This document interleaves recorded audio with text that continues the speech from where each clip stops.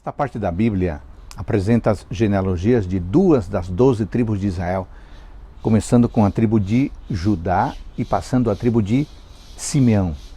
Na verdade, o cronista já havia começado sua descrição da tribo de Judá no capítulo 2 de seu livro, mas no capítulo 3 parece que fez uma pausa para considerar a casa de Davi separadamente. Essas 2 tribos mencionadas hoje são consideradas juntas, evidentemente devido ao estreito relacionamento que há entre ambas. Na primeira genealogia, são destacados especialmente os nomes de Jabes, Otoniel e Calebe. Este último é lembrado por sua bravura, por sua confiança em Deus, e sua história está nos capítulos 13 e 14 de Números e 14 e 15 de Josué. Sabemos também que Calebe esteve entre os 12 espias enviados para descobrir a terra de Canaã e se destacou com Josué por seu relatório positivo.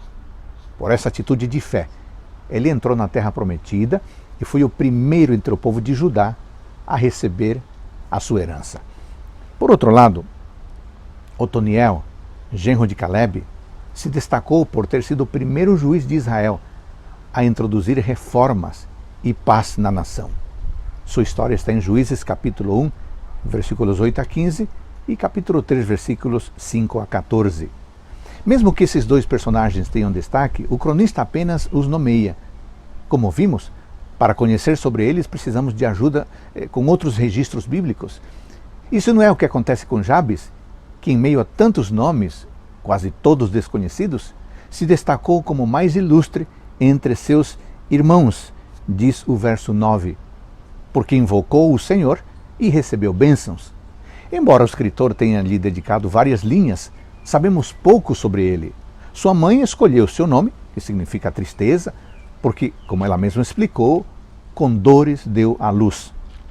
É difícil determinar se estava se referindo às dores naturais do parto ou determinadas circunstâncias difíceis a afligirem naquele momento. O fato é que Jabes orou para que o Senhor mudasse seu destino. Isso porque, de acordo com os costumes da época, os nomes eram símbolos do caráter e do destino de uma pessoa. Jabes não desejava que as condições que rodeavam seu nascimento caracterizassem o resto de sua vida. É interessante mencionar que o cronista considera grupos de famílias dedicados a trabalhos especiais que evidentemente eram herdados de geração em geração. Ele faz menção aos artífices, verso 14, aos que trabalhavam com linho, verso 21, e aos oleiros, verso 23. Quanto à casa de Simeão, o comentário do autor não deve ser negligenciado. Não tiveram muitos filhos, não se multiplicou tanto como as dos filhos de Judá, diz o verso 27. Voltando à história de Jabes, já dissemos que é impossível conhecer especificamente o contexto de seu nascimento, mas podemos sentir-nos identificados com a dor que sua mãe sentiu.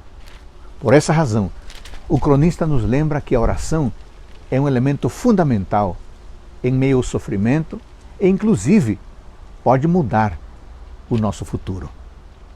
Nas histórias de Calebe e Otoniel, podemos ver exemplos claros de liderança eficaz e de confiança nas promessas divinas. E assim, à frente de tudo, à frente da nossa história, está o nosso Deus, que pode nos dar muito mais do que sonhamos e muito mais do que merecemos.